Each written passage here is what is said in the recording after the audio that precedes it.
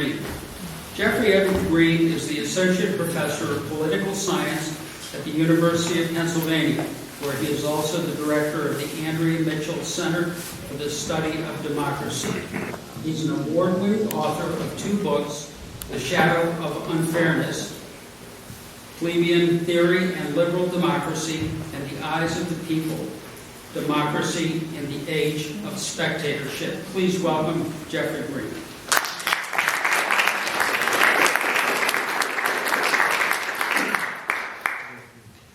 Thanks, Bob, for having me here. It's a pleasure to be at the Philadelphia Ethical Society. I want to thank Hugh Taff-Morales and Betsy Lightbourne for the kind invitation.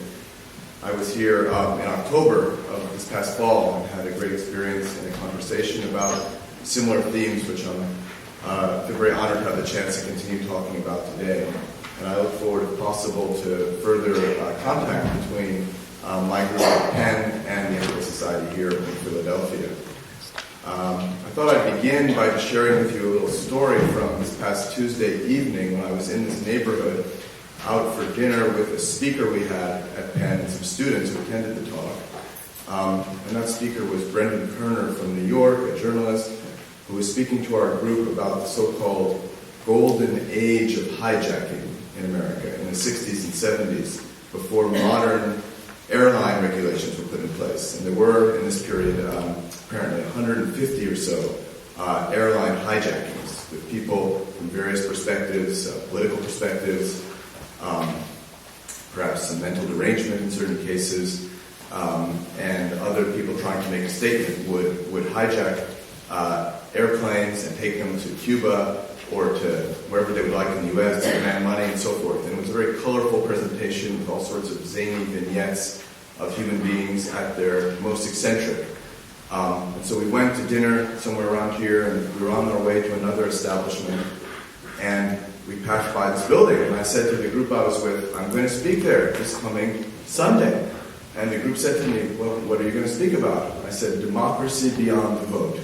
And there was a collective groan from the group. I said, oh, how could you talk about something so boring? This, I should say, was not only, these were not just anyone, these were people who studied political science and who studied along with me democracy, some of my own students. And so I begin with this story because I think there is some truth in that groan. I think what that groan means to indicate is that there is something unreal about democracy, about the idea of liberal democracy. Certainly there's something unreal about our own democracy. It fails to live up to well-known ideals of free and equal citizenship.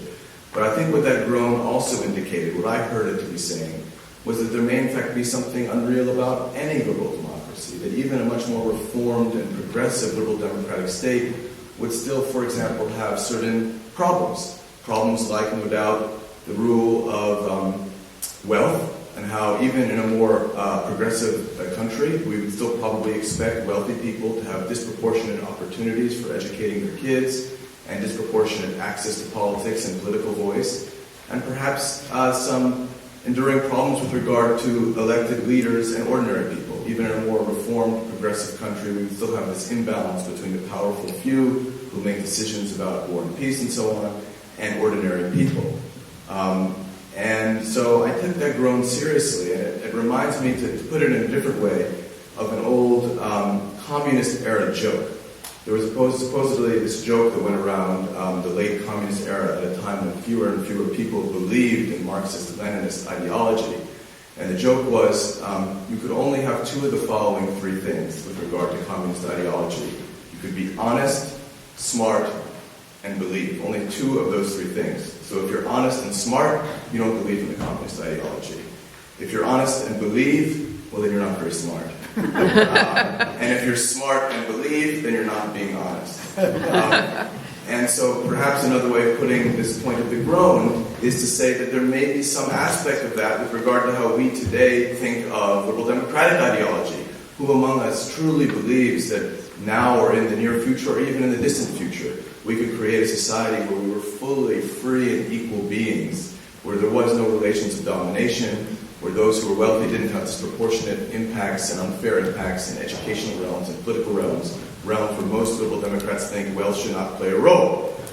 Of course, if this is true, if we lack some belief in liberal democracy, if we groan a little bit at it, it's a problem.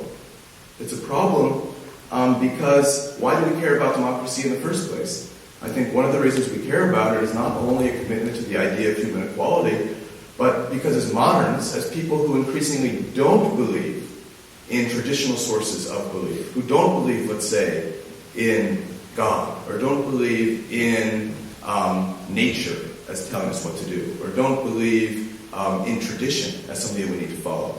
Democracy has had quite an appeal to fill that gap. As those older sources of authority wither, democracy has come to us as something that we can use to collectively impose our own notions of what legitimacy is and define for ourselves in a provisional way how to live. And so if we lack belief a little bit in democracy and liberal democracy, we're also lacking belief in a world that will become legitimated.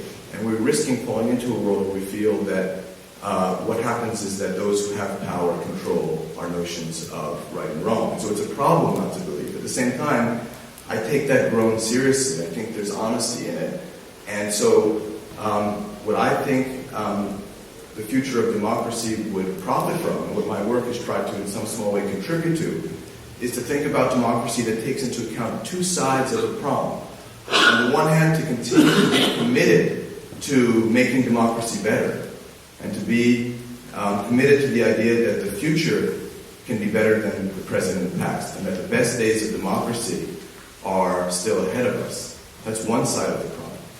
But the other side of the problem is to be more upfront and honest about the fact that there will be something both today and in the future that may seem a little bit unreal about those ideas and ideology, that we may never exactly have the situation of pure free and equal citizenship. And so how do we go forward and be real about the limitations of democratic ideals, all the way trying to be progressive?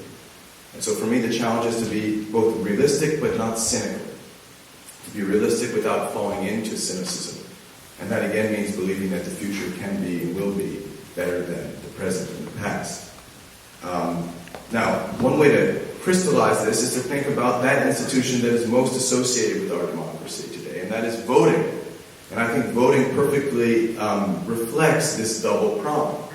On the one hand, it's a remarkable achievement to live in societies today where people can vote regardless of their social class, their economic wealth, their race, their gender, and so on. And the achievement of something close to universal suffrage really is a remarkable triumph in the history of politics.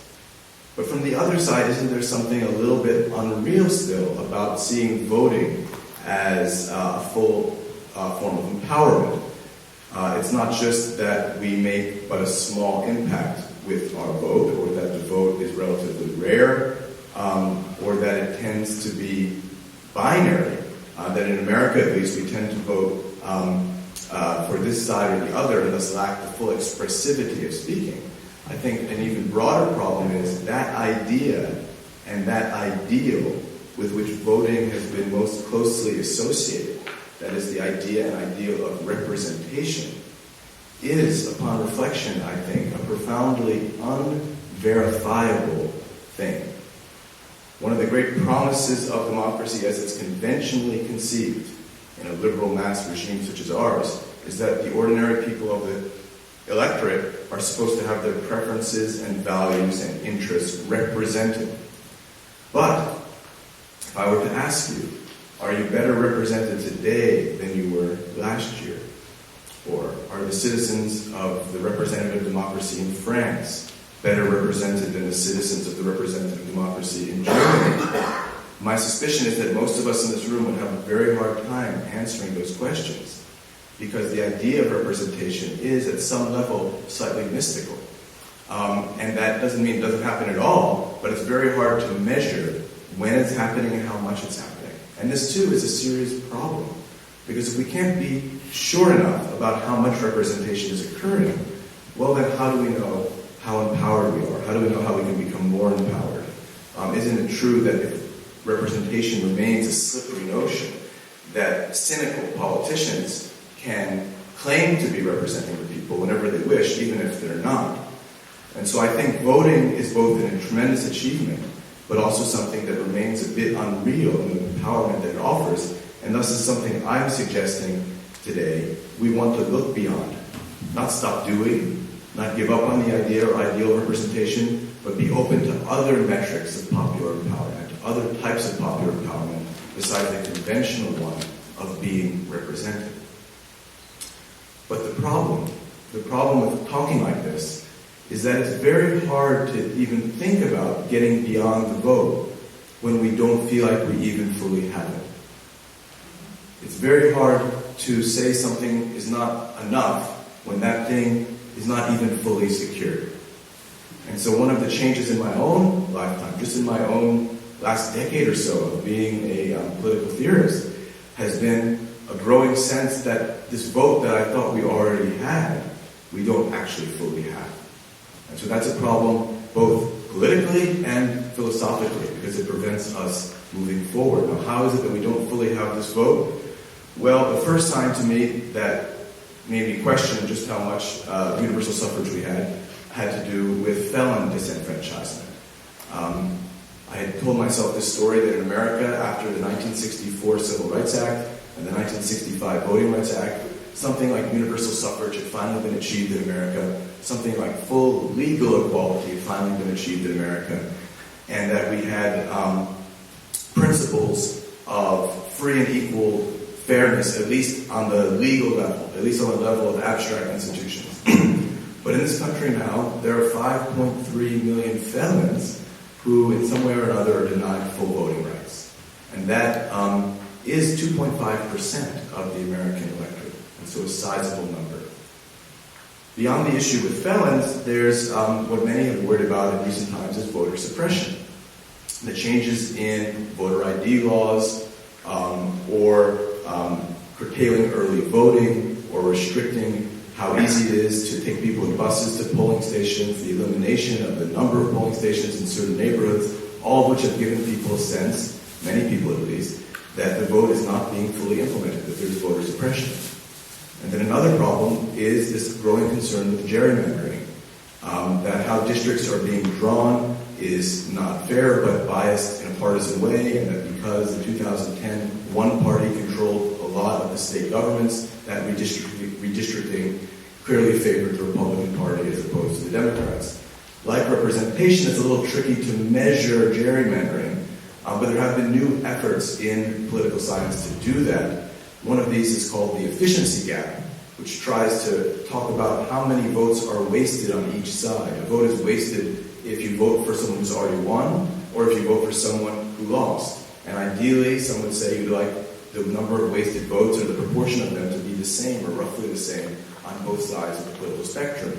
But what seems to be the case is that in the last 8 or so years, the efficiency gap has been much higher for one party as opposed to the other, and the Republicans in particular have benefited from wasted votes more than the Democrats. In Pennsylvania, which sometimes is seen as one of the most gerrymandered states, in the 2012 election, even though more people voted for Democratic candidates than Republican candidates on the congressional level, in the congressional elections of 2012, Republicans took 13 out of 18 congressional seats. And that proportion remains today. It's true that Republicans now have a few more votes in the congressional elections, but this worry about votes not being counted because of gerrymandering, combined with voter suppression, combined with felon disenfranchisement, can leave us with the sense that we do not yet fully have universal suffrage. And if we add to that the distressing voter turnout rates, that we don't even use the vote that we have as much as we could, voting not much more than 50% in American presidential elections, about a third in midterm elections, and some local elections only single digits, all of this could make us say, hey, let's not go beyond the vote. We just have a lot more work to do in getting the vote up and running. And that may be especially true in America. But America is not the standard bearer of world democracy. There are other nations, such as those in Northern Europe, where voting rights are much higher, where there isn't the same worry about felon disenfranchisement or voter suppression or gerrymandering. And so I think if we're talking about the future of democracy, we can't only think about America. We have to think about other countries that are doing perhaps a superior job in being standard bearers for what democracy can mean. In any case, I recognize that what's problematic about the lack of full suffrage in America is not just the political disenfranchisement that indicates, but it crowds out what I think would be very important, which would be thinking about non-voting, non-representational metrics of popular empowerment. Of course, there are many things one can do besides vote. One can run for office, one can serve in campaigns, one can create one's own organizations in society. I don't mean to deny that. But I'm particularly interested today in talking to you about how the people can be empowered, how ordinary people in their collective capacity could be empowered. And I think that here, I would share with you what to me has been the single biggest thing I've learned from my study of older, indeed ancient democracies. One looks, for example, at what is sometimes seen as the first democracy in the world, Athens of the 5th and 4th century BCE. To me, the single biggest thing that I've learned from the perspective of democratic empowerment is that for the Athenians, democratic empowerment was not limited to making laws. It was not limited to legislating policies that were thought to be in the common interest or in accordance with the collective will.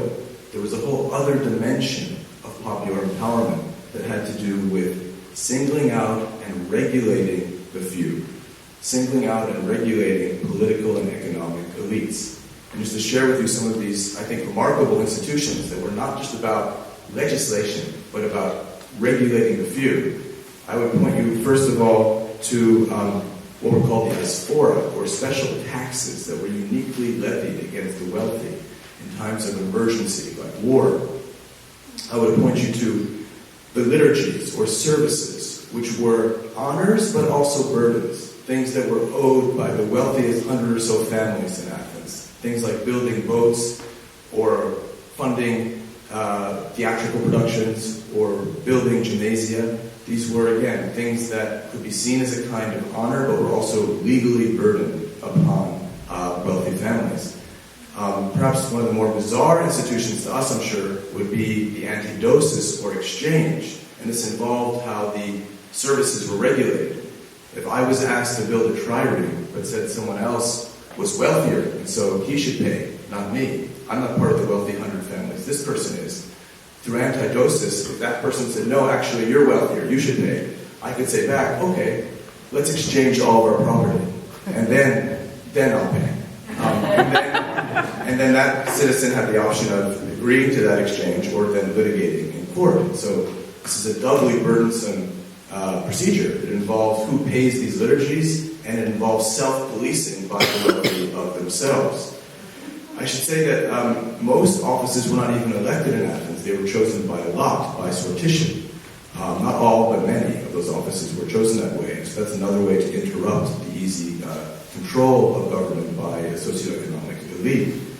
But what I think especially deserving of our appreciation is the euthanoid. Whoever held office after holding office had to give an account of what he did while holding office. I say he, of course, because only male citizens were citizens at this time. And our notion of accountability today is simply to be able to throw people out of office if we don't like them. But the Greeks, the Athenians, had a much more literal accountability in addition to that. You had to give an account of your conduct afterwards. Not just show your books to make sure there was no economic malfeasance, but furthermore to answer questions about why you did what you did. I don't know about you, but I would find it immensely moving and progressive if our leaders were compelled, perhaps with immunity, to nonetheless retrospectively give an account of their actions before some public body. And then, perhaps the most controversial of all the Athenian institutions having to do with regulating the few is ostracism. Athenians could ostracize someone for 10 years, exiling them for a 10-year period from the political community, making them live abroad. Importantly, the ostracism was not at all a criminal procedure. It was not done against people who had violated the law and committed crimes. And the fact that this is the case can be seen from the strange procedure by which ostracisms were chosen. Every year there were two questions put before the Athenian people. The first was, should we ostracize anyone this year? And only if the answer to that question is yes, would a few weeks later they decide who that person would be. Which I think to us would seem surprising, because we're used to, putting punishments and burdens on people because they've done something wrong. The Athenians seem to have understood that there was some underlying need sometimes to vent and to regulate the few as such, and only after the fact to impose the burden on who that person should be. And so what I think we see from these institutions is what we could call a compulsory noblesse oblige, an expectation that the few have disproportionate responsibilities in a state, and that the nature of that responsibility be legal and coercive, not voluntary. Now, why would we want to do things like this today? I think in addition to checking the few and the usurpation that they threaten, in addition to whatever fiscal benefits come from getting more resources in times of scarcity, there is, to go back to where I started, I think a desire to reflect the fact that our regimes are not fully fair. They're not fair today, and they might not be fully fair in the future. And one justification for expecting special burdens from people who have prospered the most in societies that are not fully fair is that those burdens are a way for a society to acknowledge its own unfairness to itself and in some small way remediate those unfairnesses through special burdens on the few.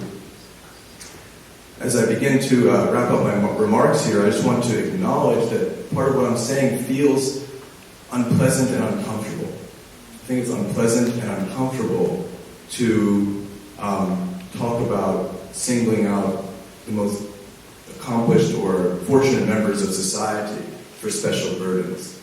I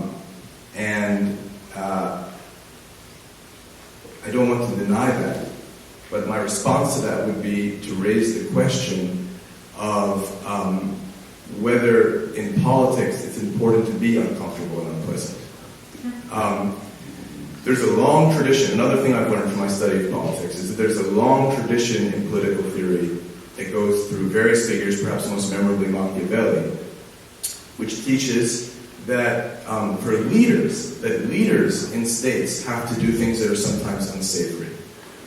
Machiavelli would say that sometimes leaders have to steal or deceive or even kill, and that it's wrong to expect leaders to behave fully morally, that they have a different context that they sit in that makes it unwise to expect full moral behavior from political leaders. That different context might be taking responsibility for millions of people rather than their own selves.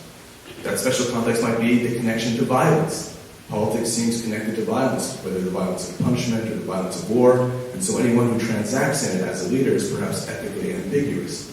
And for these and other reasons, there's this tradition in political thought that says you cannot reduce politics to morality. A political leader has to sometimes dirty his or her hands. Or in the words of Machiavelli, learn how not to be good. And learn to do that in the right way and in the most minimal way.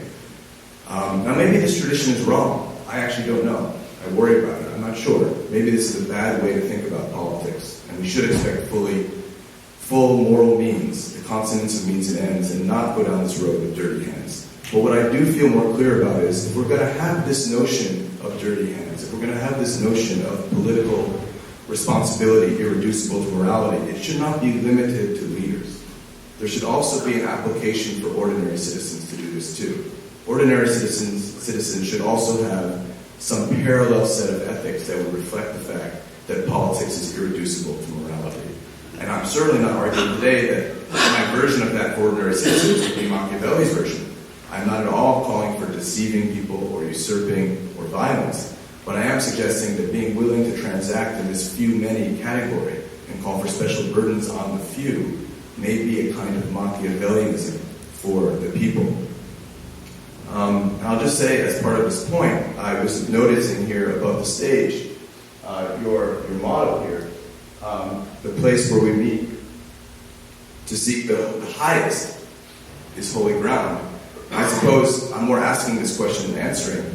What is the highest in politics? Is the highest in politics full morality, or is politics inherently controversial and ethically ambiguous? And so when we pursue justice in politics, we ourselves have to transact ever so slightly, if not more, in something a little bit ambiguous.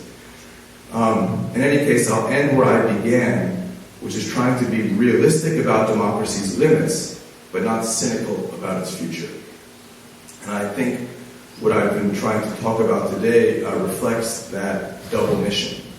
To talk about the few-many distinction is, on the one hand, very dispirited, very disquieted, very disenchanted. We're supposed to be free and equal citizens, all equal, not making differences between us, not the few, the many, the fortunate, and the ordinary. And so there's something fallen about talking about the few-many distinction. At the same time, if you're willing to engage in the few-many distinction, you suddenly have a whole set of progressive policies opened up to you, namely regulating the few.